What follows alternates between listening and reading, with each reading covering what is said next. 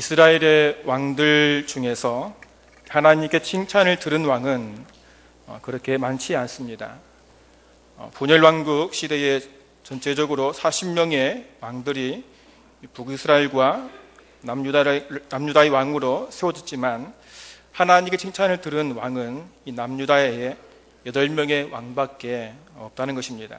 그 정도로 하나님 백성들이 하나님 말씀에 온전히 서지 못하였다는 것을 우리는 볼 수 있다는 것이죠. 오늘날에도 많은 사람들이 예수님을 믿고 예배를 드리고 있지만 하나님을 온전히 섬기지 못하고 있는 모습과 별반 다르지 않음을 볼 수 있다는 것입니다. 오늘 우리는 요아스 왕을 살펴보면서 이 왕이 여호와 보시기에 정직하게 행하였다는 평가를 왜 듣게 되었는지 살펴보면서 우리의 신앙을 점검하고 우리 또 하나님 보시기에 정직한 성도로 또 교회로 세워지기를 소원합니다.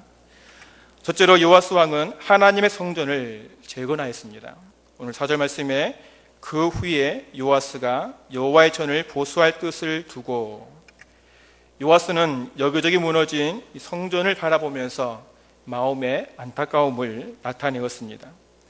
하나님의 자녀로서 하나님께 예배를 드리는 초소가 무너졌다는 것은 하나님과의 관계가 끊어졌다는 것을 말하고 있는 것입니다. 그래서 요아스는 먼저 무너진 성전을 보수하기를 원하였던 것이죠. 그런데 요아스가 하나님의 성전을 재건하는 데 있어서 자신의 왕권을 이용한 힘으로 강제적으로 감당하지 않았다는 것입니다. 하나님 말씀대로 제사장들과 레위인들을 모으고 성전 재건의 뜻을 밝히며 백성들에게 성전세를 거두어서 하나님의 성전을 재건하려고 하였던 것이죠. 요아스는 하루빨리 무너진 성전을 바르게 세우기를 원하였습니다. 그런데 요아스의 뜻대로 일이 진행되지 않는 것입니다. 오늘 7절 말씀 보니까 이는 그 악한 여인 아달라의 아들들이 하나님의 전을 파기하고 또 여호와의 전의 모든 성물들을 바알들을 위하여 사용하였음이더라. 이 요아스 왕이 이 선한 마음으로 성전을 재건하려고 하였지만 이 백성들의 마음은 왕의 마음을 알아주지 못했습니다. 오히려 이 불신이 가득하였다는 것입니다. 그 이유는 이 요아스 왕의 전 왕이었던 이 아달라의 행포 때문이었습니다.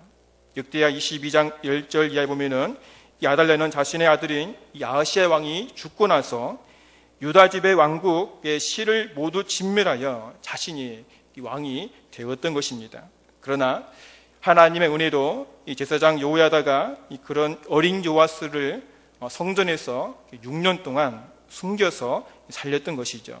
이렇게 왕권을 탈취한 이 아달랴 여왕이 6년 동안 통치하면서 하나님의 성전을 파기하고 성전 안에 있는 모든 성물들을 바알들을 위해서 사용하였던 것입니다.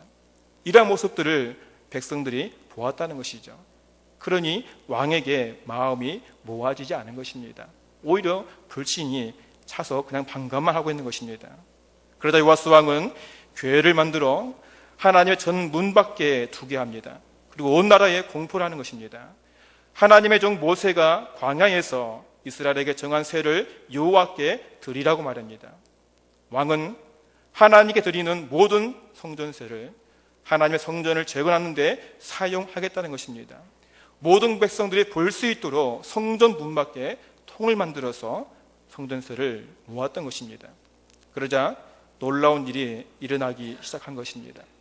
모든 백성들이 스스로 성전 앞에 놓인 교회에 성전세를 내기 시작한 것입니다.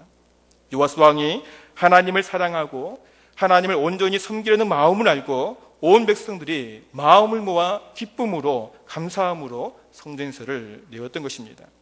이렇게 온 백성들의 마음이 하나로 모아지자 하나님의 성전을 재건할 수 있는 충분한 돈을 모을 수 있었고 그 남은 것으로는 성전 안에 쓸 기물들을 만들게 되었다는 것입니다. 하나님의 교회는 어떤 한 사람으로 세워지는 것이 아닙니다. 왕 한 사람의 뜻으로 세워진 것이 아니라는 것이죠. 백성들의 마음이 하나로 모아질 때에 하나님의 성전은 온전히 세워지게 되었다는 것입니다. 교회가 무엇입니까? 건물이 아름답게 세워진다고 다 교회가 아니라는 것입니다. 예수를 나의 구주로 고백하는 무리들의 모임이 바로 교회라는 것입니다. 하나님을 사랑하고 자신의 주어진 사명을 기쁨과 감사함으로 감당하는 성도들이 함께 모여 나아갈 때에 하나님의 교회는 아름답게 세워지는 것입니다. 우리 교회가 54주년을 맞이하였는데 우리 교회가 이렇게 아름답게 세워진 것은 하나님의 은혜인 줄로 믿습니다. 우리 온 성도들의 마음이 오직 하나님께로 향하여 자신의 주어진 사명을 믿음으로 감당하여 왔기에 지금까지 하나님의 은혜로 달려온 줄로 믿습니다. 모든 성도의 이 아름다운 마음들이 앞으로도 계속해서 하나로 모아짐을 통해서 하나님 보시기에 정직한 교회로 세워지기를 소원합니다. 둘째로 요아스 왕은 예배를 회복하였습니다. 오늘 14절 후반부에 여호야다가 세상에 사는 모든 날에 여호와의 전에 항상 번제를 드렸더라.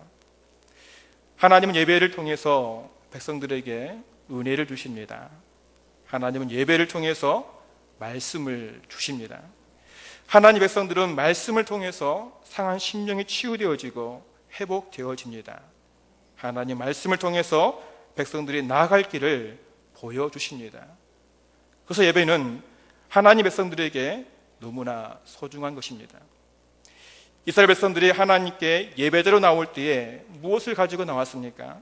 양이나 소 등 하나님께 드릴 제물들을 가지고 나왔습니다. 그리고 그 제물 머리 위에 안수를 하고 제물을 잡아서 그 피를 제단에 뿌림으로 예배를 드립니다. 이것은 하나님 앞에 자신의 죄를 회개하며 다시 하나님 백성으로 온전히 회복되어지는 것입니다. 그렇습니다. 요아스 왕은 재건한 성전에서 하나님 앞에 번제를 드림으로 남유다의 무너진 하나님과의 관계를 회복하였던 것입니다.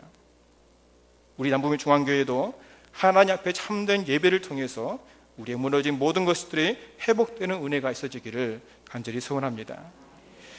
요즘 한국 교회의 가장 큰 문제가 무엇이라고 생각하십니까? 그것은 예배가 무너지고 있다는 것입니다. 요즘 많은 교회들이 주일 새벽 기도회를 없애고 있습니다. 주일 저녁 예배가 사라진 지 오래되었습니다. 우리 교회가 저녁 예배를 드리는 것을 주위 교회들이 참 신기하게 이렇게 바라봅니다. 저녁 예배를 사람들의 편의에 맞게 오후 예배로 옮겼는데 이제 이 오후 예배도 이 가정 예배로 바뀌어 가고 있습니다. 다시 말하면 주일에 낮 예배 한 번으로 끝나버린다는 것이죠. 그뿐입니까? 금요 기도회를 없애는 교회들이 늘어나고 있습니다. 구역 예배로 대체하는 것이죠. 기도회를 없애는 것이 하나님 앞에 죄송하였는지 수요 예배를 마치고 나서 기도회를 가진 교회들도 있습니다.